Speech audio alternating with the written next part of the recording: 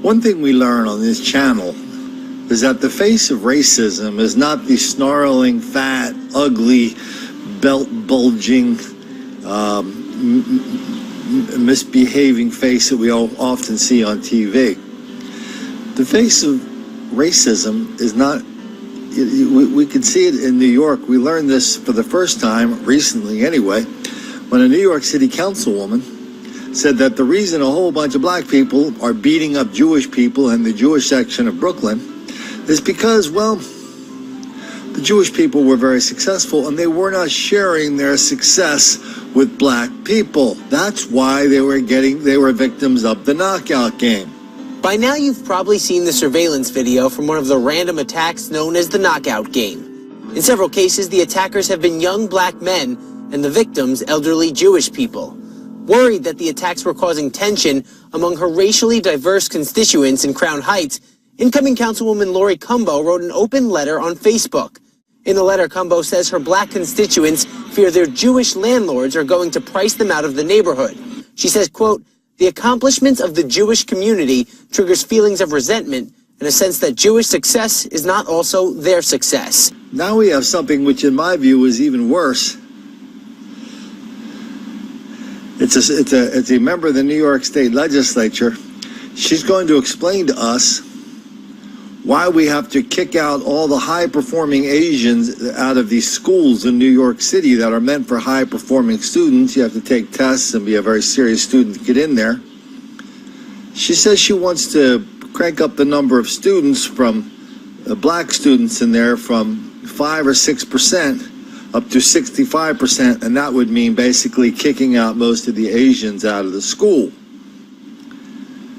This black on Asian hostility takes place on lots and lots of different fronts, some violent, some not.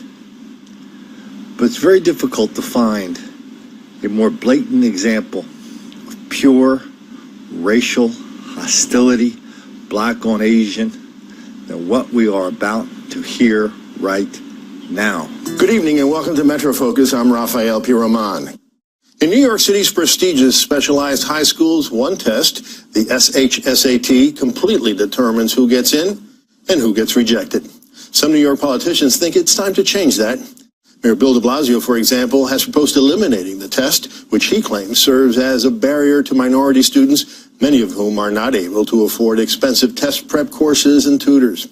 Though the mayor's plan would significantly increase the number of black and Latino students at these high schools, it would decrease the number of Asian American students, a minority group which has become the majority in these schools because they consistently score well on the standardized test. New York State Assembly member Rodneyce Bichat has proposed her own plan to increase diversity in the elite schools, and she joins us now to discuss that proposal and the future of the SHSAT.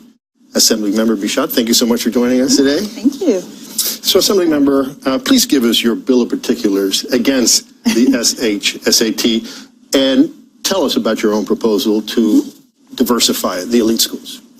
Well, first, thank you, Rafael, for having me. First, we have to recognize that we have 67% Black and Latinos who are attending the public schools, and only 9% are getting into these elite specialized high schools.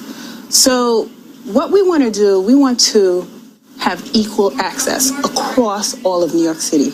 We're trying to make this program equal and fair. We have a number of Black and Latino students who are excelling, but they're just not applying, they're not taking the test.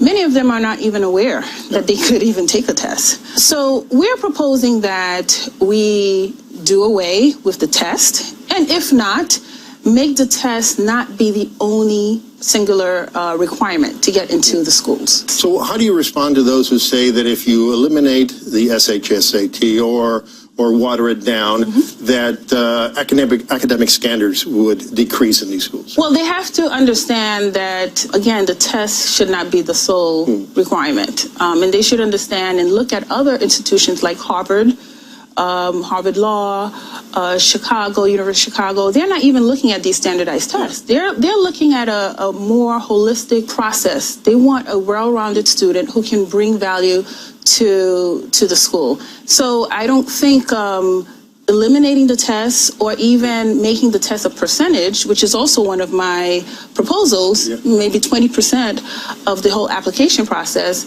would be watering down necessarily the test. They have to come up to speed with where our country is at today. You know, as I said in the introduction, your proposal, the mayor's proposal, they would all increase the number of African American and Latinos, but would decrease the number of Asian Americans. And the critics say, you know, you're pitting minority groups against each other. How do you respond to that? Well, I say, for one, I think we're all one. It's unfortunate that many members of our community, in particular the Asian American, they had no choice but to start a system where they had to practice. They had no choice because, again, they too were being discriminated, you know, and so they found a way to take the test. But we do not want to encourage parents or students to build a whole life learning cycle around prepping for a test. We want each child to have a real life experience. But for the sake of time, let me just move on to another big concern or criticism. You know, some people say that with all its profound problems, admittance through the SHSAT is at least an objective criteria, that if you begin to interject subjective, holistic criteria, then that's when these criteria can be manipulated to exclude some people and to allow some people in, as happened in the 20s and 30s when Jews were numbers of Jews were beginning to increase in the Ivy League schools. They had a standardized test because they were passing it more, and then suddenly they created other criteria like personality qualities, and they used those as the basis to reduce the number of Jews. It's the same thing that people are saying Harvard was doing to the Asian American communities, a lawsuit about that. Isn't there a better way? I think right now we have to address the current crisis, which is a huge disparity. I mean, you can't have only 10 students to be admitted to Stuyvesant who are Black and Latino. It just makes no sense. Yeah, 10% out of 66%. It just makes no sense, right? There's a problem, obviously. So I don't think so. I think a lot of these students who haven't been offered the opportunity to be at these specialized high schools, who are doing very well, may not have had the resources, the funds, and you know, they do compare well in some of the Asian community, you know, they're poor, which is true. But, you know, there is a value system that's in place in certain areas where in the African American you have a lot of high eviction rate, you have racial profiling, you have a lot of discriminatory practices constantly in the Black and Latino. Assemblymember, let me propose some of the things some elected officials and others agree with you 100% about the problem of the test as it is. But they say there are alternatives to eliminating it. There's things you can do. For example, one proposal is just increase the number of these specialized schools. That's not going to work. Double them or triple them. That's one. Another is provide prep test courses and tutors to all students across the public school system. For example, those are just two examples. And three is for the kids who don't even know about the test. You know, give the test to all the students during regular school hours. You don't think any one of those proposals answer that? Raphael, with all due respect, we've increased the number of specialized high school from 4 to 9, and still we're at 9. It was that 9%. In terms of fixing the middle school, that's a long-term game. We need to address the crisis right now. And again, the test is culturally biased. That's another issue. And that's why you have institutions. That means that it's written subjectively, okay? Sometimes the way things are phrased, you know, students in certain areas may not understand how you word this or how you phrase this, things of that nature. That may be a problem. We're almost out of time, so let me just ask a question, which you alluded to. You know, no matter how diversified you make these elite schools, it's still only 5% of the entire student population of New York City. So then we have to go back to the perennial and painful question, which is, what do we do to improve the quality of education to provide excellence for all the students of New York City? Well, you know what? It takes a whole comprehensive plan. That's housing. That's economic development.